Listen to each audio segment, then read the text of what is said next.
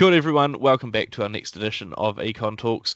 Gareth, we've had the latest GDP data that's come out showing actually the economy grew in the first 3 months of 2024, up 0.2%, not massive, but still not a bad result in a sense. Some weird stuff sort of going on in a number of areas, or feeling a little bit harder to comprehend. Still quite a bit of pain and challenge for some of the business-oriented parts of the economy, like manufacturing and construction activity was down, professional services activity was down, what the public sector and government was doing was down, but a bit more spending that came through.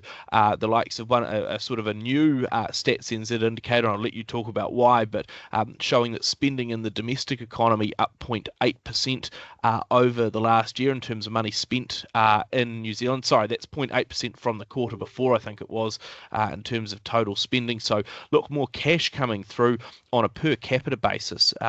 Economic activity, GDP, down 0.3% for the March 24 quarter.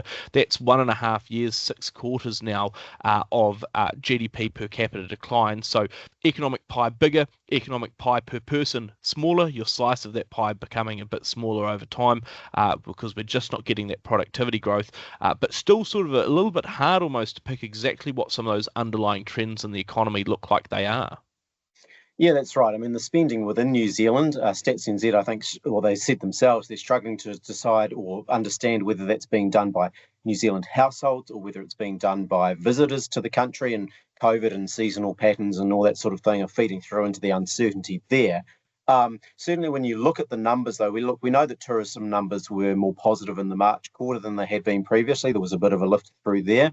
And when we look at the areas of spending and where it was occurring, restaurants and hotels, hospitality, that type of thing, was up quite strongly. So was spending on recreation and culture, which wouldn't be entirely a tourism story, but again, that's the sort of thing that visitors to the country may well be spending on as well. So our sense was that perhaps it was being mainly driven by the tourists in the country rather than households necessarily feeling any better and getting out and spending. And that would align with the sort of anecdotes that we've seen and the ongoing pressure there is on households from higher mortgage rates, and also more recently, of course, the deterioration in the labour market that is starting to come through more fully in the numbers as well. So, yeah, probably from a domestic point of view, once you take that sort of picture alongside the weakness that we've got around construction, manufacturing, and some of those other industries that you mentioned, there are signs that that domestic economy is probably still on the weak side, although, of course, the Reserve Bank, they probably won't care too much where the demand is coming from. They will just be wanting the sort of spare capacity in the economy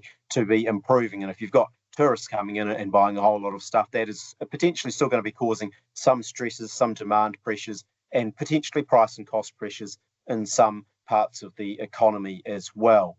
One of the other interesting or positive areas was around exports. Tourism, of course, is part of that export story, but we also saw in terms of exports that through horticulture, fishing, even forestry and sort of wood manufactured products as well. That was a little surprising that there is more positivity coming through there on the export side of things.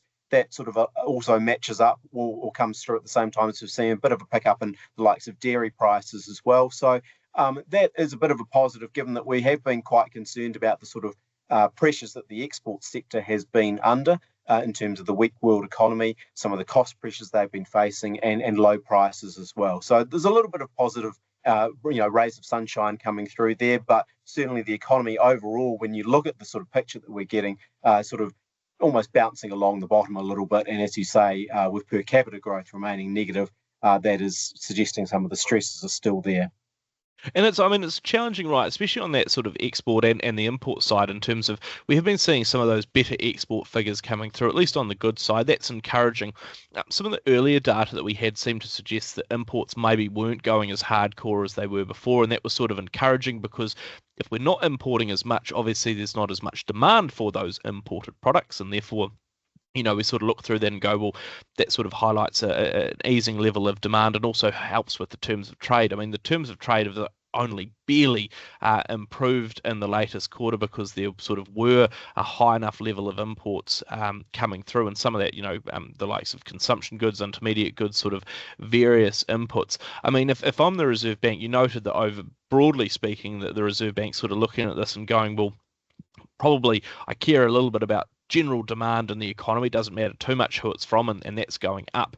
If they look at the sort of the published figures, and Stats has provided that health warning about splitting it up, but Stats has basically said that they think that tourism activity is down and that household activity is up quite a bit. I mean, that's also sort of not a good news story for the Reserve Bank. Like I say, I think they've got to take that with a pretty massive spoonful of salt at the moment. But even one of those other indicators, the likes of those low value imports that are, all of your Temu shopping, Gareth, it seems to have come through, that's another sort of piece of the puzzle that just sort of says, look, maybe it's not huge, maybe it's not just roaring away, maybe households are still under a bit of pressure, but there's also obviously enough that are still spending in a degree. Now, I mean, you've looked into that a bit more. It has been a pretty big increase, which shows that there's still consumption, but there's sort of a change in how we're doing it.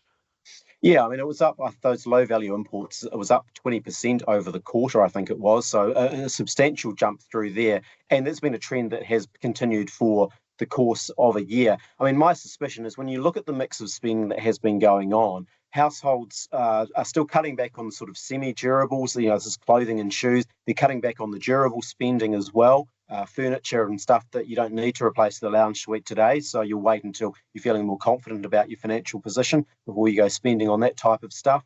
And they have been cutting back, at least prior to the most recent quarter, on some of the nice to haves around hospitality and that type of stuff as well.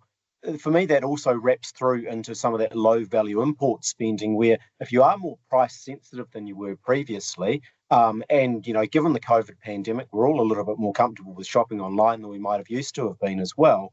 So people are off buying on Amazon, they're buying on Temu, they're buying on AliExpress, and goodness knows Temu has been marketing like anything over the last year. Anytime you go on the internet, there's orange ads in front of your eyes all the time. But maybe it has been working. I haven't bought anything on it personally, but there does seem to have been growth there. And if you can get it for $3.28 only, then maybe that is enticing people to actually shift their spending pattern. From a New Zealand point of view, I guess from a demand and inflationary point of view, it's probably a little bit of a positive though, because that demand is being driven offshore or is being satisfied offshore outside of our current sort of production capacity and the sort of limitations within the demand economy. So maybe the Reserve Bank not too perturbed about it if it's coming through those sort of low value imports of what we've seen. Yeah, and I guess that's sort of the concluding point, right? When we looked at the GDP figures, my sort of too long don't read was it doesn't convince the Reserve Bank that they can move any faster, but it equally shouldn't convince them that they have to move any slower. Point two is in line with their expectations, maybe a little bit of worry on that sort of private household consumption side, but equally they'll be looking at the likes of the falls in manufacturing and construction and professional services and going, well, if activity's falling there, it is surely going to be harder to put up prices like they were before, and so therefore meets their expectations of over time a little bit more or a little bit less of that pricing pressure, a little bit more discipline on pricing coming through, inflation then easing, and still that sort of pick of interest rates starting to be cut from sort of the start of next year. We'll assess how all of that goes, how GDP continues to trend, and how many Temu packages we might all buy in one of our future editions of Econ Talks.